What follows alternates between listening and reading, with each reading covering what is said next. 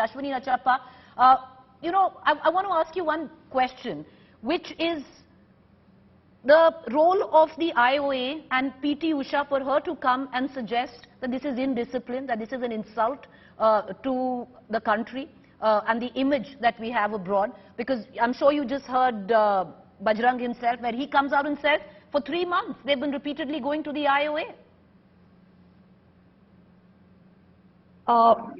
It's very, very unfortunate to hear Usha's statement.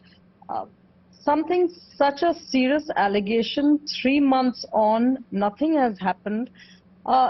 These are high-profile athletes, and nobody in the right sense would want them to be, sitting and going through these protests. I mean, somebody needs to reach out, needs to hear them, and actually take them into confidence. At the moment, they've lost confidence in everybody. And I think what has happened is there is a deafening silence from IOA. There's a deafening silence from the committees. No report has been made public. Why isn't the FIR being filed? We know that they're fighting against very, very powerful person.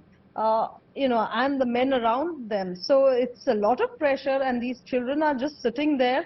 I met Vignesh a few months back, just at a function in Mumbai, where for the very first time I had an interaction.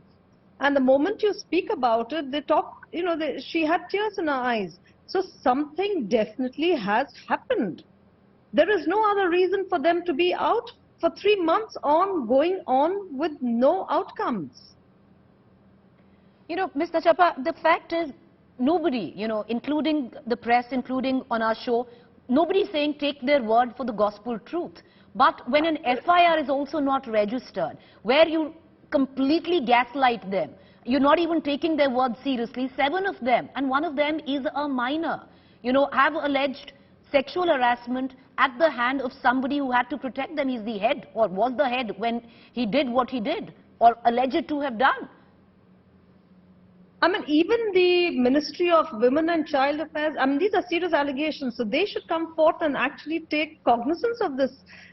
Nobody has come forward. I'm surprised that not one person from the committee, even they've been asked not to speak about it, I guess, because nothing has really come out and spoken, nor have these athletes been able to file an FIR. Why do you need to do an investigation if they have the substance to go find an FIR? Who stops you from not filing an FIR? It is the police and the pressure that is being put on them. I'm going to ask you one final question, Ms. Nachappa. Many of these girls, you're an athlete yourself. Out of these 7, or out of all the women who come in for for wrestling, many of them hail from very small villages. Some of them from Haryana, Uttar Pradesh, very tiny hamlets where it's difficult for women to even go ahead in any sphere of life. Something like this happening to girls who are less than 16, or allegations of it, what does it say for Indian sport? Preeti, let's not forget the fact that sexual harassment over the years has been going on. There are instances, even in Sports Authority of India, in centers that has happened. Action were taken against coaches, against support staff. Children have committed suicide. So it's nothing that, it's come as a surprise. These things are happening. And we must take cognizance of the fact that what these athletes are talking about, such high-profile athletes, to come out and say, there must be some element of truth in it.